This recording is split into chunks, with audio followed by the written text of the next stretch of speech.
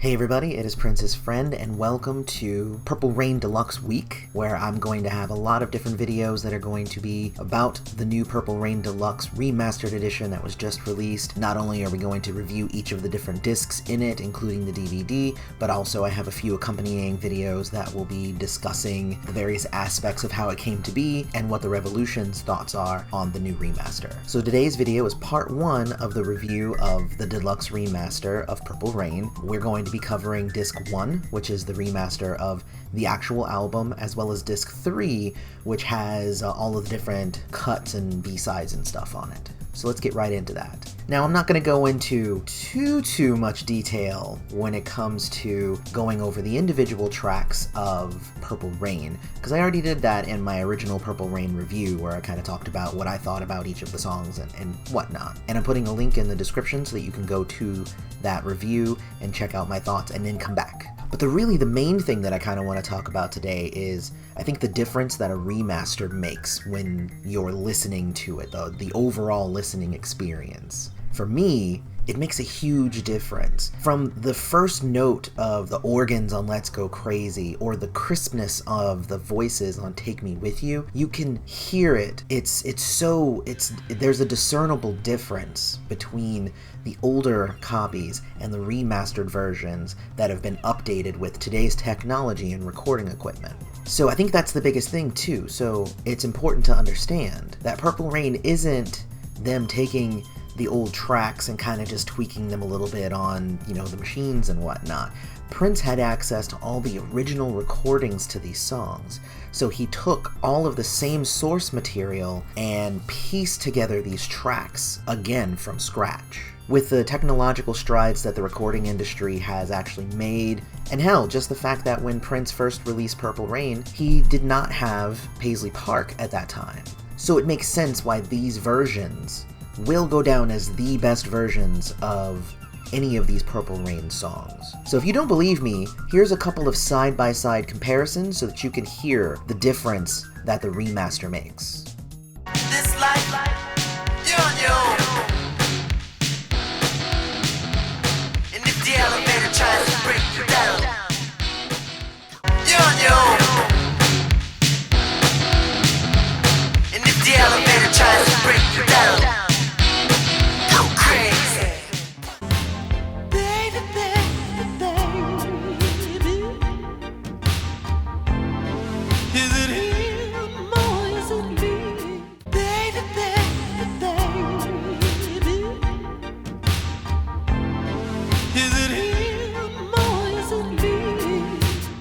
I never meant to call you when you sorrow.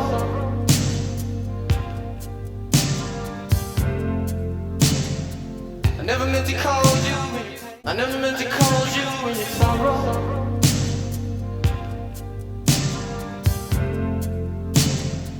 I never meant to call you when you... So for me, it's easy to hear the differences, but I also consumed this album like crazy, so I'm listening for all the little things here and there. But yes, the Purple Rain Deluxe Remaster of Purple Rain, definitely worth it. Now on to disc 3. Now I know you're probably asking, why are you skipping to disc 3? What about disc 2? Well, disc 2 is all of the unreleased things. That's basically a whole album in its own, so that's going to be tomorrow's video, and I'm going to go over each of the individual tracks like a regular review and be able to give you my thoughts on each song. For disc 3 though, what they gave us was some 7-inch cuts of some of the songs, as well as some extended versions and remixes. I'm not going to spend too much time on the 7-inch cuts. They were well crafted, but honestly, it's hard for me to parse why these were really included. I want extended and rare cuts, not shorter cuts of these songs. Also, a few of them are stuff that we already have. I actually listened to the 17 Days B-side edit, and I really could not tell the difference between it and the version that we already got on the hit/B-sides that was released in 1993. The same with the B-side edit for Erotic City,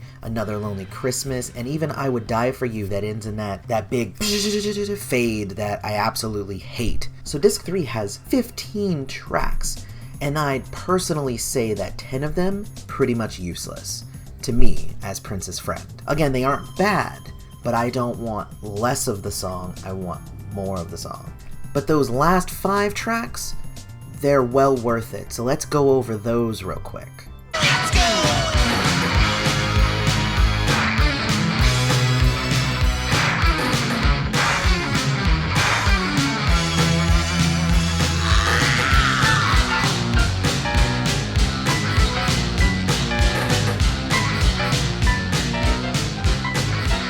So technically, I already had this, but I'm not in the minority of those who have heard this before, because basically all of us who have watched Purple Rain have heard this version of the song before. It's the full version, lifted pretty much right from the movie, with the additional guitar, Prince playing the piano with his feet, all that wonderful craziness. It's my preferred version of this song, honestly. Hearing it in its entirety just makes it like 1,000 times better. The edited version's cool, but this is, for me, the ultimate version, and it's crazy because this is the special dance remix, because for me, it's like this is the actual version, and then the version on the album is the edited version.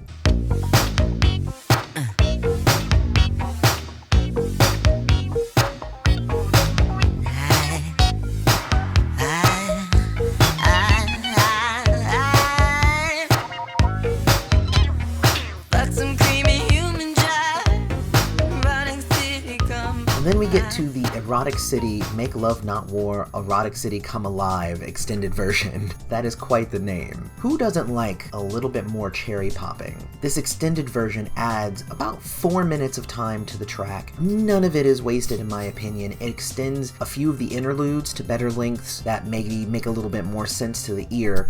It adds some interesting beats in the middle of the breakdown, and some really funky keyboards, and some weird scratchy computer sounds throughout. I mean, I think it's a lot of fun. It gives more awesome on what was already a really awesome song.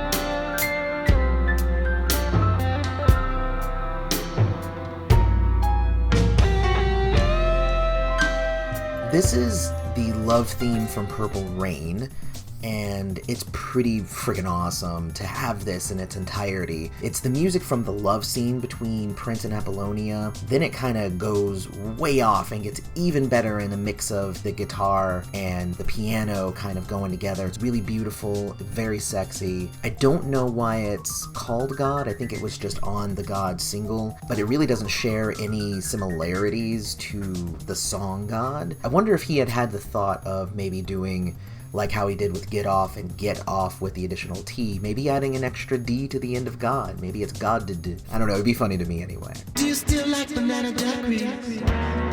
Boy, we used to get so shy. Ooh, you used to get so horny. You make me leave the lights on. I pay money just to see your laughing, dancing silhouette upon the pier.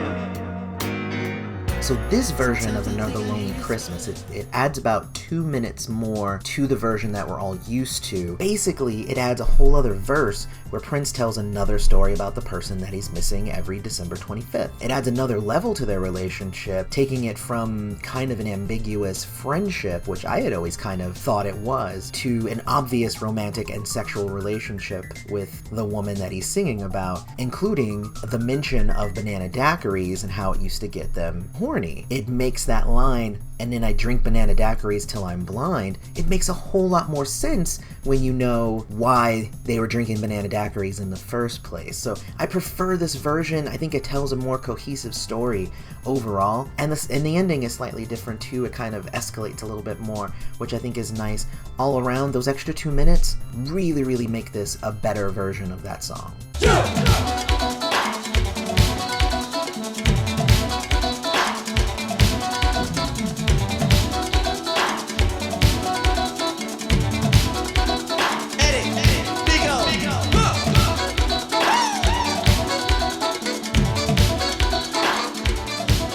The last one I'm going to cover here is the I Would Die For You extended version. Now, a lot of us have actually heard this before. It's not a direct recording of it, but this version of I Would Die For You was what MTV played as the video. It was a live performance with Revolution and Sheila E. on stage. Prince would yell, "Accent!" and then she would go crazy on the timbales because Sheila E's awesome that way. I personally love this version. I think it brings the energy and the versatility of a live performance to the recorded studio kind of format here, and I really, really like it. It's also very different from the I Would Die For You. It's not I Would Die For You with a little bit extra. It's a whole other version of it, which I really, really like.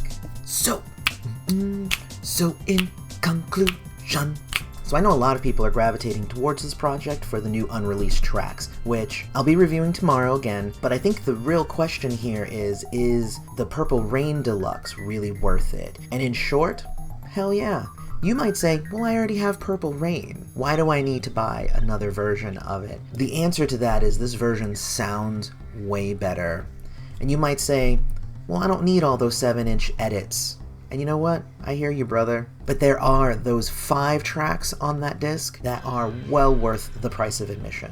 I do want to say one thing, is that disc 3 really needed to have Des Dickerson's Modenaire on it. I can't believe that you really still can't get this song officially anywhere. It's such a good song, and I think it really should have ended up here somewhere. But otherwise, so far, my experience with Purple Rain Deluxe, 5 out of 5. There's a link in the description if you need to go pick it up. Otherwise, don't forget to like this video, subscribe to the channel, and follow me on Facebook and Twitter. May you live to see the dawn.